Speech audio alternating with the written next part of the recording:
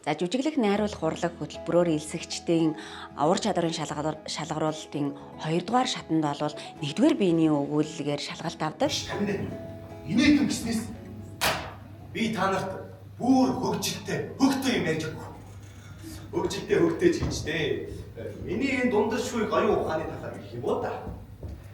Нэг өдөр би хамгийн анхныхаа зохиолыг бичиж байлаа. Би бүр бичиж байхдаа өөрөө инээгээд ийшээс нэг өнгөрч углаад бүр таттлаа инээгээд арай хийж нэг юм бичиж дуусгадгийг. Тэгээд нэг өдөр нөгөө зохиолоо бичиг хүн дээр аваачиж бичүүлье гэж бодоод очтол нөгөө хүн нь яг надтай адилхан бүр татж унаа машинд ч өгдөг юм биш.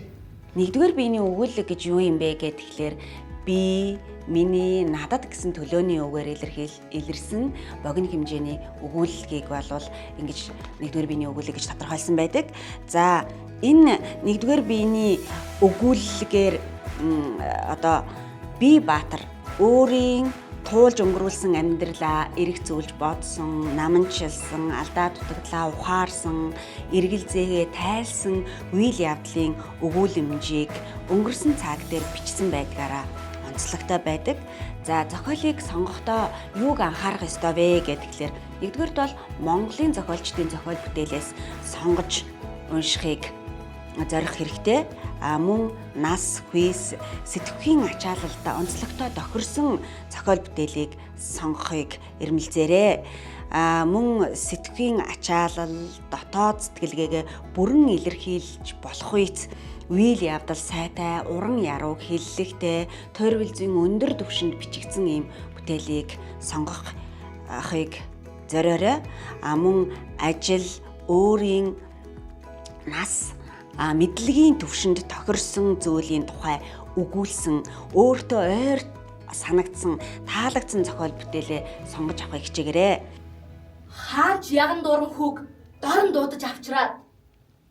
За, яган дуран хүү чи хангар чууны өдийг олж авчир. Ингээд яган дуран хүү ягаа морой унаад ясан тэмхэргээ зүүгээд явж гиндэ хөрхий. Яваад л байж. Тэгсэн чинь тэр хойно нэг цагаан гэр харагдаж гинэ. Явж очиод морой гадаан нь уйчхаад ортол эгчдүү бололтой 3 охин сууж гин. Нэг нь уйлж байх юм гин. Нөгөөх нь бодол болоод сууж. Үлдсэн нэг нь инээмсэглээд сууж гинэ. Урд чадварыг чинь ямар үзүүлэлтийн шалгуур болж байгаа юм бэ гэхээр өөрт тохиолдоогүй үйл явдлыг тохиолдсон мэдэрч ярих сэтгэл зүйн уян хатан чанарын чинь бол эндээс харах болно.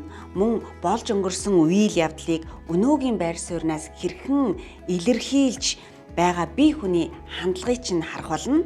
Мөн зохиолыг ойлгомжтой, хүртээмжтэй, энгийн чөлөөтэй ярих юм чадварыг чинь үнэлэх юм аа. Ингээд соёл урлагийн их сургуульд жүжиглэх урлаг, найруулах урлаг хөтөлбөрөөр элсэгчдэдээ уран чадварын шалгалтаа амжилттай бэлтгэн өгөхийг хүсье. Хүүе, та нар чи ямар олоолаа ичээвэ? За та нартайгаа сайн хов базнаа. Гэрдээ жах маргааш болох асуулт тийм ээ. За та нар дунд ч алгадаа. Эсвэл хамаатан садамч ч юм уу, гэр бүлчин ч юм уу нэг юм хагархай хэнгэрэг шиг чалчаа хүн байдаг. За байдаг бол тэр үнтэй ч адил хүнийг би ярьж өгнө. За намрын нэг өдөр юмдаг хадлагын газар хүмүүс өвсийг хамж ухалтаад хүүхдүүдний нөгөө тоодож наадаж гүйлээдлээ. Хөгшчүүд нь харин тэднийхэн бэртийнхээ харж гайхаж бишрээд. Харин тэдний дундаас миний саяны хэлсэн хагархай хэнгэрэг шиг хөгшин байсан. Тэр хөгшин чинь бүр яриагаа ихтэй дамагаар усан чайдаа усан чай гэх. Бүр маань мэгзэн уушаад ихэж гарна шүү дээ.